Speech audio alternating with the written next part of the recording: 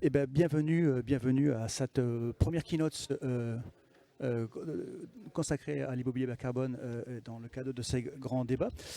J'ai le grand plaisir de recevoir Stéphanie Dupuy-Lyon. Vous êtes directrice générale de l'aménagement, du logement, de la nature, donc DG ALN. Rapidement, est-ce que vous pouvez nous décrire le rôle et mission de cette direction générale? Alors tout d'abord, je suis ravie de pouvoir intervenir devant vous et d'avoir été invitée au premier salon de l'immobilier bas carbone. Alors en effet, je suis directrice générale de l'aménagement, du logement et de la nature. En fait, c'est l'administration française qui dépend du ministère de la Transition écologique et cohésion des territoires et du ministère de la Transition énergétique et qui a en charge en fait toute l'élaboration, le déploiement, le suivi et l'évaluation des politiques en matière d'aménagement, de construction, d'urbanisme, mais aussi en matière de politique de l'eau, de la nature, des ressources minérales stratégiques. Et donc voilà, les sujets de l'immobilier et de la construction et du bâtiment bas carbone, c'est au cœur des défis, d'un des défis de mes équipes et de ma direction générale. Vaste mission donc, et justement venons-en à ce qui nous amène ici en matière de bâtiments bas carbone. Vous êtes détentrice d'une feuille de route du gouvernement, et je pense que ça serait intéressant que vous nous donniez des détails sur cette feuille de route. Tout à fait. Alors je pense que vous savez tous qu'on est confronté aujourd'hui à un double défi, les crises jumelles dont on parle, la crise à la fois climatique et l'effondrement de la biodiversité. Et donc dans ce cadre-là, on a quelques grands objectifs, et notamment en matière de climat, c'est la neutralité carbone d'ici à 2050. Et donc le gouvernement, l'État, mais avec l'ensemble des acteurs et des professionnels en fait, s'engagent dans des grandes feuilles de route de décarbonation de l'industrie. Alors on a franchi une étape très importante lors de la discussion et de l'approbation de la loi climat et résilience qui a été promulguée l'été 2022, puisqu'en fait dans son article 301, elle a prévu des feuilles de route de décarbonation sur un certain nombre de grands secteurs en fait de l'industrie. Et nous avons lancé les travaux qui sont des travaux partenariaux, puisque en fait c'est à la fois une coprésidence avec l'administration et des partenaires que sont notamment le CSTB et le plan bâtiment durable, pour s'engager dans une feuille de route avec l'ensemble des professionnels sur cette feuille de route décarbonation du bâtiment. Alors quels sont les enjeux? Je pense que vous les connaissez bien, c'est-à-dire qu'on s'attaque à tout le cycle de vie du bâtiment, de la conception en passant par la construction, la rénovation, mais également la mise en déploiement en fait de ce cycle de vie. Et aujourd'hui, on essaye de trouver voilà, toutes les opportunités qui peuvent être offertes sur de l'innovation en matière soit de matériaux biosourcés, géosourcés, mais également en technique de construction. Oui, c'est-à-dire que quand on évoque le cycle de vie complet, on pense aussi à l'extraction des matières premières. Tout Et à fait, justement, quelles au matières premières? recyclage et à la réutilisation, qui est un point très très important aujourd'hui. D'accord.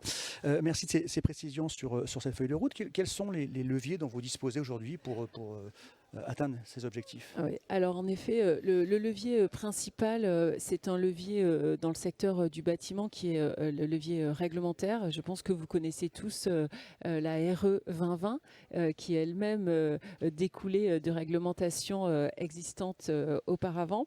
Et donc en fait, c'est vrai qu'aujourd'hui, on a... Alors j'avais justement Quelques slides, oui. le slide, comme ça au moins ça sera plus simple, peut-être là-dessus, parce que je ne vais pas rentrer dans le détail de la réglementation environnementale 2020, mais en tout cas aujourd'hui c'est vraiment un cadre très important pour engager la filière. Alors ce qui est à savoir, c'est que cette réglementation, elle n'est pas sortie de nulle part. Déjà, elle vient de la RT 2012 et de préfigurations qui avaient été faites au travers de labels qui nous ont amenés à la RE 2020.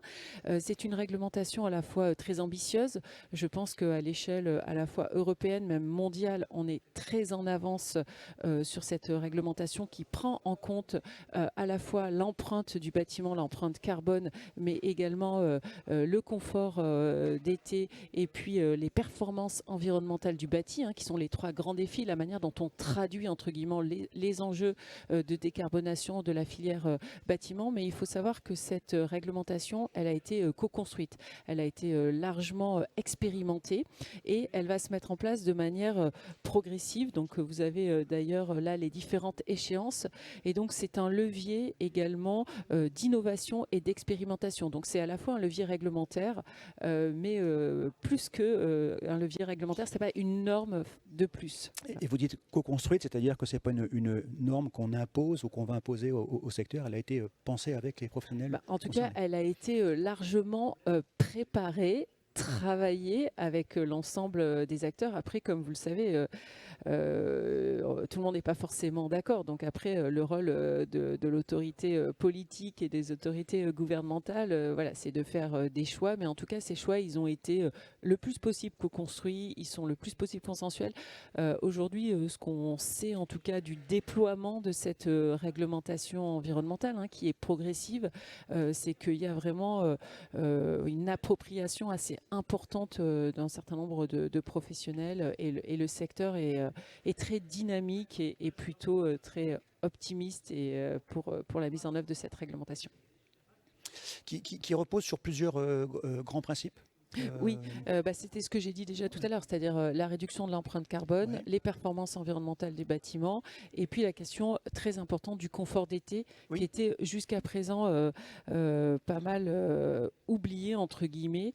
Alors, je parle du confort d'été, mais c'est en gros les conditions climatiques futures, mais on sait qu'un des sujets, on l'a vu avec l'été qu'on vient d'avoir, mais qui vont être des étés qui vont se répéter, ces périodes de vagues de chaleur, de sécheresse. Donc voilà, c'est des points importants de la réglementation. Ça veut dire aussi que comme c'est une réglementation qui ne se fait pas contre la filière, c'est aussi une réglementation qui ne se fait pas au détriment d'un confort. Au contraire, on introduit justement ces notions de fraîcheur l'été qui étaient un peu, j'allais dire un peu tabou à une époque. Elles le sont plus. C'est aussi il faut que cette réglementation amène du confort. Alors en France, on passe souvent par beaucoup de tabous avant d'aboutir. Question du télétravail, du vélo, là du confort d'été, pour pas parler de climatisation. Mais la réalité aujourd'hui, c'est que la question du confort d'été, elle est fondamentale. Et notamment pour un certain nombre de nos citoyens, à la fois les plus âgés, mais les plus fragiles. Bien sûr. Vous avez raison, il faut briser les tabous de temps en temps. Quand on vous écoute, est-ce qu'on doit considérer que cette approche est uniquement réglementaire ?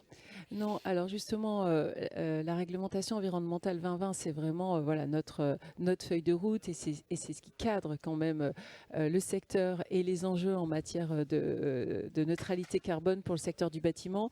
Mais ça ne se résume pas qu'à cela, notre action.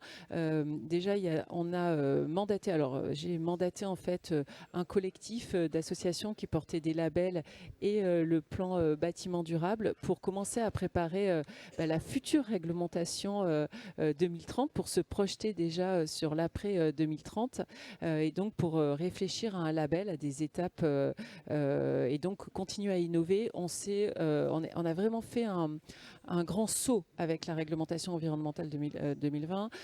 Maintenant, on sait que le coup d'après, c'est de sortir de l'échelle stricte du bâtiment, d'intégrer avec la question des réseaux et des quartiers. On voit aussi qu'on est face à une crise géopolitique majeure et que la question de l'énergie est fondamentale. Mais on sait aussi, et je vous ai parlé tout à l'heure, je parle moi de crise jumelle et c'est aussi la richesse de ma direction générale. C'est-à-dire qu'il faut regarder le climat, mais il faut aussi regarder les questions de biodiversité. Et donc aujourd'hui, on a aussi à se projeter sur comment le bâtiment de demain prendra en compte les sujets d'eau, les questions de biodiversité. Quelque chose de plus complexe. Donc finalement, vous dites que la réglementation permet l'innovation, pour atteindre cet objectif, il faut une grosse part d'innovation, j'imagine, une part majoritaire ? Oui, alors il faut beaucoup d'innovation et je vois qu'on nous fait un petit message qu'il faut couper. Alors peut-être juste le dernier message, c'est qu'on est aussi inscrit totalement dans France 2030. Je pense que vous avez entendu parler de ce grand plan pour projeter la France et réindustrialiser.